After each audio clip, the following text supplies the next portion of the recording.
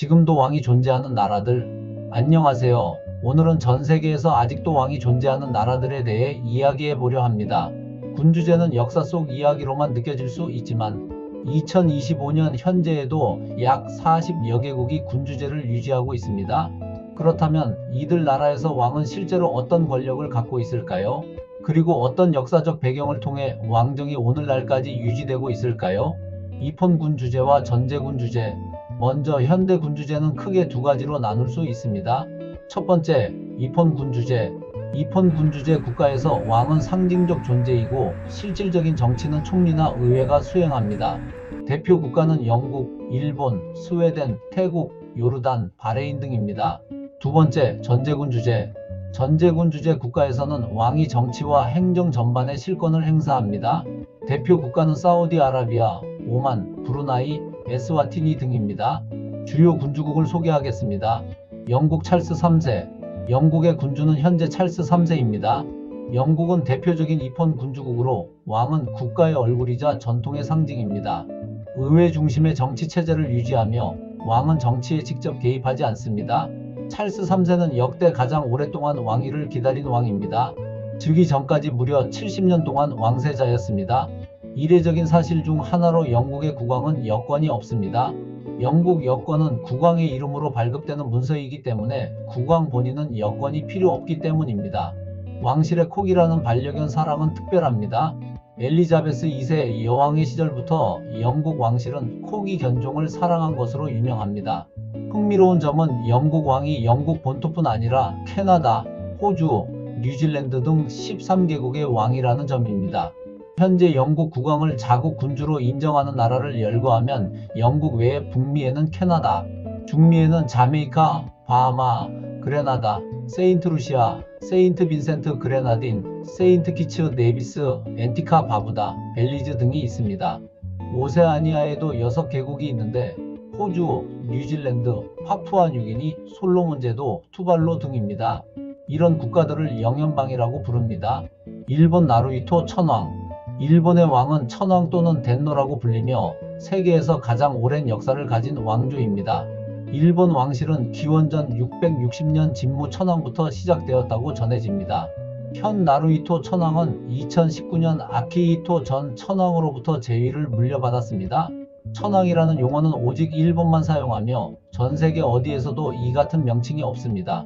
천황은 헌법상 국민 통합의 상징이며 정치 개입은 금지되어 있습니다. 천황의 상징적인 물건 3가지가 있습니다. 천황은 즉위시 거울, 검, 고국을 상징물로 봤는데 이는 일본 신화에 기반한 전통입니다. 일본 천황은 헌법상 국가의 상징으로만 존재하며 정치적 발언이나 개입은 금지되어 있습니다. 사우디아라비아 살만 국왕. 사우디는 대표적인 전제군주국입니다.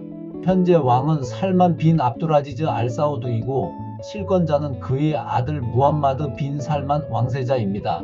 사우디 왕가의 이름인 사우드 가문은 왕국의 공식 명칭인 사우디아라비아의 유래입니다. 사우디에는 왕자와 공주가 수천 명에 달하며 왕위는 가문 내의 합의로 결정됩니다. 왕세자인 무함마드 빈 살만은 실질적인 통치자로 경제 개혁과 사회 개방을 주도했습니다. 사우디 왕가의 궁정과 재산은 세계에서 손꼽히는 수준이며 보디가드 대신 호랑이를 데리고 다녔다는 얘기도 전해집니다. 왕은 입법, 사법, 행정의 최고 권력자로서 총리 역할도 수행합니다. 사우디의 왕권은 종교와 정치가 결합된 전통을 반영하며 왕실 중심의 국정 운영이 이루어집니다. 태국 마하 와치랄롱콘 국왕. 태국은 입헌 군주제를 채택하고 있습니다. 태국 국왕은 높은 존경의 대상이며 정치적으로는 제한된 권한만 가집니다. 하지만 사회적 영향력은 막강합니다. 태국 왕은 정치적 권한은 제한적이지만 사회적으로 신적인 존재로 여겨집니다. 왕에 대한 비판은 중범죄로 왕실 모독죄는 최고 징역 15년으로 매우 엄격합니다. 마하 와치랄롱코는 즉위 이후 독일에 거주하며 원격 통치한다는 점으로 비판을 받기도 했습니다. 왕실 근위병은 과거엔 일어날 때조차 기어서 왕 앞에 나갔던 전통이 있을 정도로 예절이 엄격했습니다. 현 국왕인 라마 10세는 2016년 즉위하였고 군부와 밀접한 관계를 유지하고 있습니다. 모로코 무함마드 6세. 모로코는 입헌 군주제와 전제 군주제가 혼합된 형태입니다. 무함마드 6세는 외교, 국방, 종교 분야에서 상당한 권한을 행사합니다. 무함마드 6세는 왕이자 무슬림 신앙의 수호자라는 칭호를 갖고 있습니다. 그는 프랑스에서 교육을 받은 개방적인 성향의 국왕으로 경제 개발과 여성 권리 신장을 추진했습니다. 그러나 동시에 언론 탄압, 시위 진압 등 권위주의적 성격도 공존합니다. 왕의 초상화는 모로코 전역에서 흔히 볼 수 있고 일부 국민들은 왕의 사진을 집에 걸어놓기도 합니다. 그는 개혁적인 왕으로도 평가받지만 여전히 야당 탄압 문제 등 비판도 존재합니다. 브루나이 하산 알 볼키아 술탄. 브루나이는 전형적인 전제군 주제 국가입니다. 하산 알 볼키아 국왕은 국방장관, 총리, 재무장관을 모두 겸임하고 있으며 국고도 사실상 그의 자산입니다. 하산 알 볼키아는 세계에서 가장 부유한 왕족 중 한 명입니다. 그의 재산은 약 200억 달러로 추정됩니다. 그는 세계에서 가장 큰 개인 궁전인 이스타나 누를 이만을 소유하고 있으며 방이 1700개 이상입니다. 브루나이는 이슬람 율법을 엄격히 도입한 국가로 술과 도박을 금지하는 등의 규율이 적용됩니다. 브루나이 국왕은 이슬람법을 기반으로 한 통치를 고수하면서도 석유 부국의 부를 누리고 있습니다. 스페인 펠리페 6세. 스페인은 입헌 군주제입니다. 따라서 펠리페 6세는 실질적인 정치 권한은 없지만 헌법상 통합과 중재의 상징 역할을 맡고 있습니다. 펠리페 6세는 2004년 언론인 출신의 레티시아 오르티스와 결혼했습니다. 스페인 왕실 사상 최초로 평민 출신 왕비가 된 사례로 주목을 받았습니다. 두 딸을 두고 있으며 장녀인 레오노르 공주는 현재 왕위 계승 1순위입니다. 펠리페 6세의 키는 무려 197cm로 유럽 군주 중 최장신입니다. 그가 등장하는 많은 공식 행사는 스페인 민속음악과 궁중예법이 결합된 독특한 형식으로 진행됩니다. 즉위 이후 자신의 사유 재산을 공개한 첫 스페인 국왕이기도 합니다. 펠리페 6세는 왕실의 개혁과 투명성 강화를 목표로 활동 중입니다. 바티칸 교황 레오 14세. 바티칸은 유일하게 종교 지도자가 국가 수반인 나라로서 군주제 성격의 신정체제를 유지하고 있습니다. 시민권도 교황이 직접 부여하고 세계에서 가장 인구가 적은 독립국입니다. 2025년 5월 8일 제267대에 교황으로 최초의 미국 출신 교황 레오 14세가 선출되었습니다. 1955년 미국 시카고 출신이며 미국과 페루 이중 국적을 갖고 있습니다. 교황의 첫 메시지는 교회는 평화를 구축하고 포용하는 다리가 되어야 한다였습니다. 리히텐슈타인 한스 아담 2세. 유럽에서 유일하게 실질 정치 권한이 있는 군주입니다. 2003년 국민투표에서 이러한 왕의 강력한 권한을 확대하는 내용이 찬성 64%로 통과되었습니다. 헌법상 총리 임명과 해임권, 국민투표 발의권, 법률 거부권은 물론 총리를 해임할 수 있는 권한도 가지고 있습니다. 유럽에서 가장 실권이 있는 군주 중 한 명으로 평가받고 있습니다. 리히텐슈타인 왕가는 유럽에서 가장 부유한 왕실 중 하나입니다.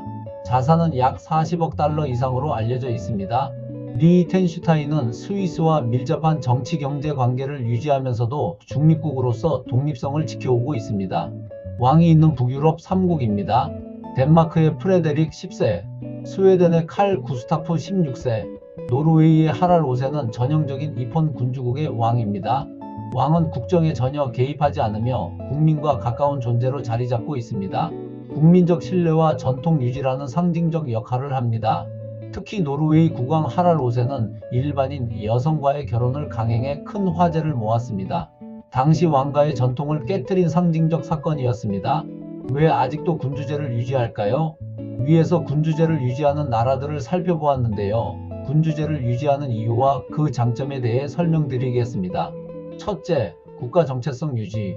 특정 국가에서 군주제는 그 국가의 전통과 역사에 기반한 국가 브랜드 역할을 합니다.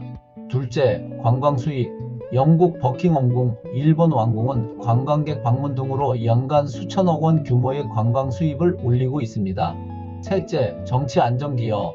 특히 북유럽 군주국은 왕이 정치에 개입하지 않아 오히려 갈등을 중재하는 중립적 상징으로 작용합니다. 국왕제도에 대해 요약해 보겠습니다. 2025년 현재에도 전 세계에는 약 40여 개국이 군주제를 유지하고 있습니다. 그리고 그 형태는 크게 입헌 군주제와 전제 군주제로 나눌 수 있습니다. 이폰 군주제 국가에서 왕은 상징적 존재이고 실질적인 정치는 총리나 의회가 수행합니다. 이 제도를 택하는 나라는 영국, 스웨덴, 노르웨이, 덴마크, 네덜란드, 벨기에, 스페인, 룩셈부르크, 리히텐슈타인, 모나코, 일본, 태국, 말레이시아, 캄보디아, 요르단, 쿠웨이트, 바레인, 호주, 뉴질랜드, 파푸아뉴기니, 솔로몬 제도, 투발루 등입니다. 전제군 주제 국가에서는 왕이 정치와 행정 전반의 실권을 행사합니다. 전제군 주제 국가의 예는 사우디아라비아, 오만, 카타르, 아랍에미리트, 브루나이, 바레인, 에스와티니 등입니다. 군주제가 낡은 체제라고 생각할 수도 있지만 오늘날 세계 곳곳에서는 왕이 국가의 상징이자 통합의 구심점으로 중요한 역할을 하고 있습니다. 이폰 군주든 전제 군주든 왕이라는 존재는 해당 국가의 살아있는 역사와 문화의 산증인입니다. 여러분은 어떻게 생각하시나요? 왕이 있는 나라와 없는 나라, 그 차이는 무엇일까요? 영상이 흥미로우셨다면 좋아요와 구독, 알림 설정까지 부탁드립니다. 댓글에 여러분의 생각도 공유해주세요. 다음 영상에서 뵙겠습니다. 감사합니다.